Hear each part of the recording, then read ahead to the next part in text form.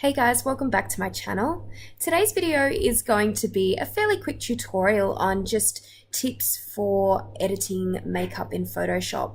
And this will be down to retouching certain areas of the face like the eyes, lips, and anywhere else that there would be makeup on the model's face. It's really difficult to sometimes not go too overboard with retouching makeup, and that's my number one rule when it comes to retouching, is that I never want to go too much or too far with editing on the makeup, because if you've had a makeup artist, especially if it's a test shoot, come along for the day and they've really spent a lot of time on the makeup, and especially if they're a great makeup artist, they've done their job well, you really don't want to be editing over it too much to the point where it's unrecognizable as their work and it's not something they can put in their portfolio. So really all it is just doing a bit of cleaning up and emphasizing certain areas a little bit more. That's generally how I like to go about editing makeup.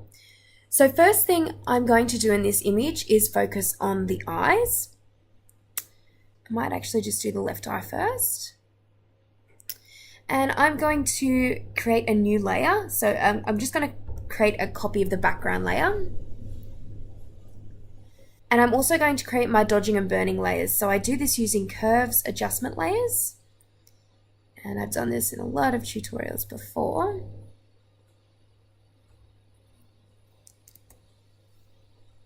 So it's my dodge layer. And this is going to be my burning layer. So my first tip for the eyes would be using dodging and burning to bring out any areas that you want or to smooth anything out. I'm just going to use a fairly small brush and flow at 1%. And now I'm going to begin painting over some of the darker areas. Now, one issue that I find with makeup in images is that a lot of the time, depending on what lighting you're in as well, it can get very lost in the camera and in photograph, and it doesn't come out as vibrant sometimes on camera than what it does in real life. It is hard to get an exact picture of what the makeup actually looks like, but we'll do our best to kind of to smooth everything over and to enhance parts of it. So I'm just going to move the flow up a little bit more and go over the highlights where it's quite bright. We'll make the eyelids stand out just that little bit more. And just over the highlighter bits on the bottom part of the eye too.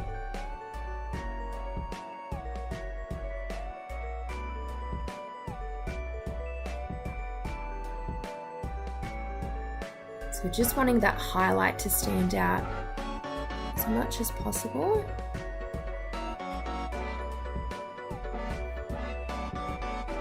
In and around the eye.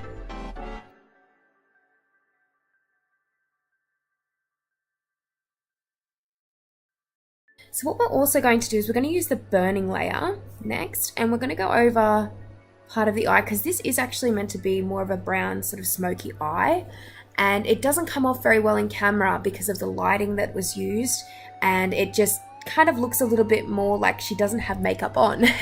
So we're going to just sort of emphasize the parts of the eye that are meant to be a little bit darker.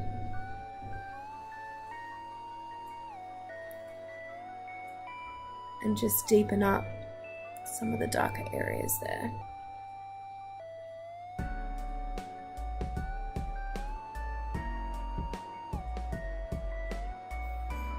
And you might have to move the flow up a little bit just around some of the really dark areas, like on the lashes. I always make sure the lashes are really quite dark.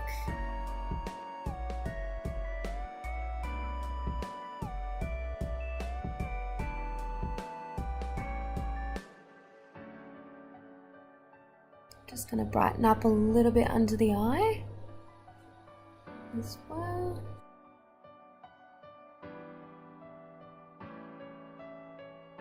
So obviously I would do probably a lot more skin retouching in this if I was doing the whole image, but this tutorial is generally going to be just about the makeup side of things. Just to show you how I would generally retouch makeup.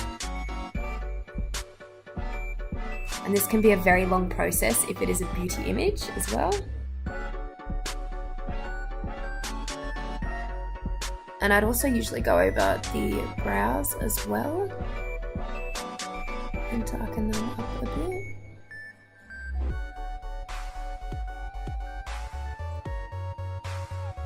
Brows can be hard to edit sometimes, especially if there's a particular look or style that the makeup artist has gone with.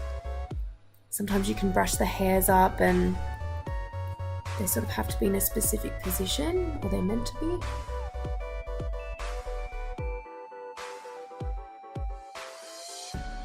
But usually to just tidy up the brows, I'd go back to the background layer and get the patch tool or the healing tools and start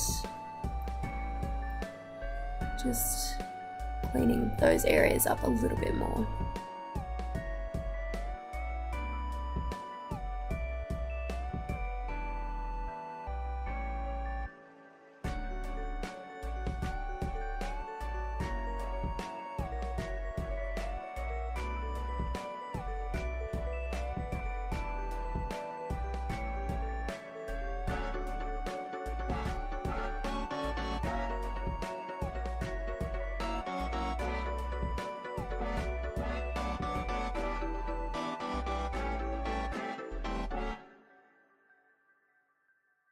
So now that I have finally finished cleaning up around the eye area, I'm going to show you guys the difference that that has made in the editing of the eye. So I'm going to take a snapshot and go back to the original. So you can see that it's just kind of deepened up around this area and given the lashes a little bit more depth, a little bit more color on the eyelid and around.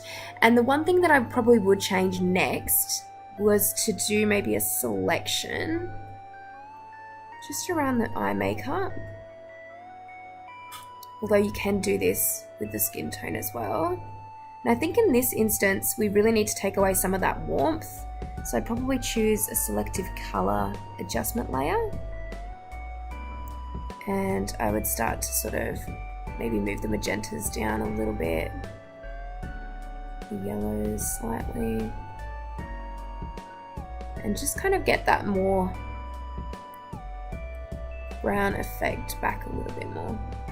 So I'll do another snapshot this time because I like to do color correction as well. If the colors aren't coming out exactly how I want them, I'll usually do a selective color adjustment overlay and try and get the colors coming through a little bit more. So I'm going to go back to the original now. And then now that's what the eye looks like. And you can just see in comparison to the other eye, you can see there's a bit more of a brown color just around the eye now, a little bit more of a brown shadow, whereas this one here needs to be lightened up a little bit, but also given a little bit more depth overall. So the next thing I'm going to focus on in this image is the lips. So I'm going to do the same thing that I did with the eyes, just give them a little bit more depth and smooth them over a little bit more. But first off, I'm going to go to the background layer, background copy layer, and I'm going to begin to use the patch tool and probably the clone stamp tool as well, just to move this color and make it a little bit softer around here on the lip.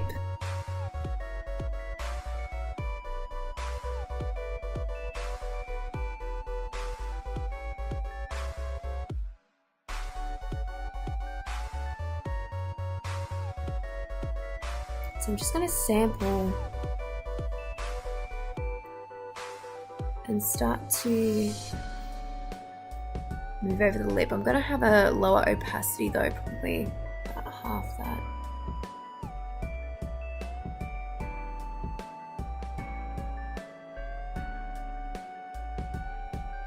And we'll just start to give the lips just a little bit more of a blending texture. And go back to the patch tool.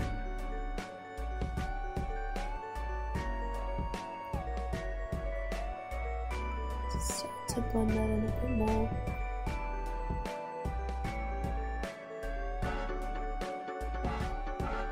Also, any patchiness in the lips I'm just going to cover up as well.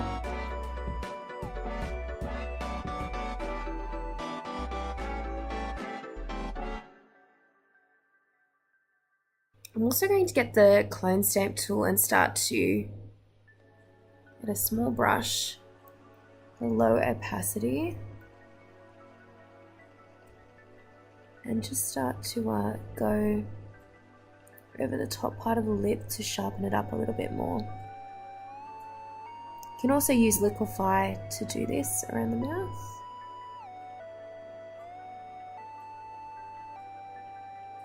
And to sharpen it up.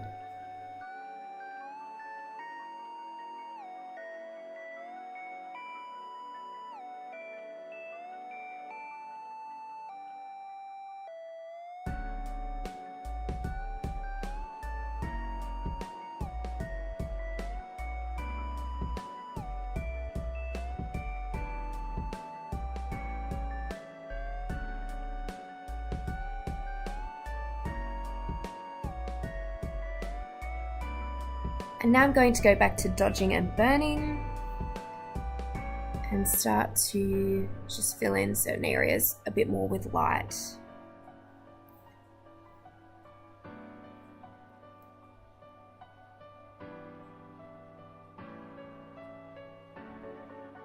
And this will just even out the lips a little bit more.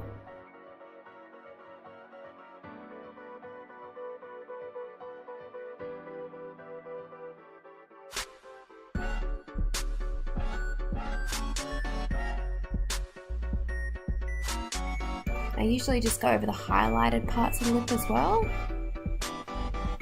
just to help give it a bit more shine.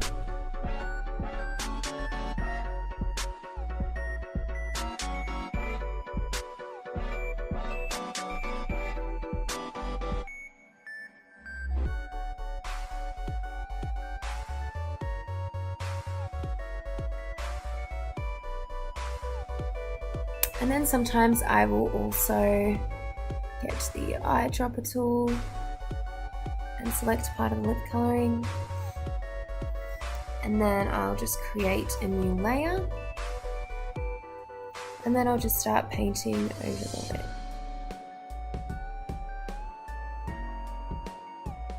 And this just sort of softens the texture a little bit, but also kind of blends that part of the lip a little bit better.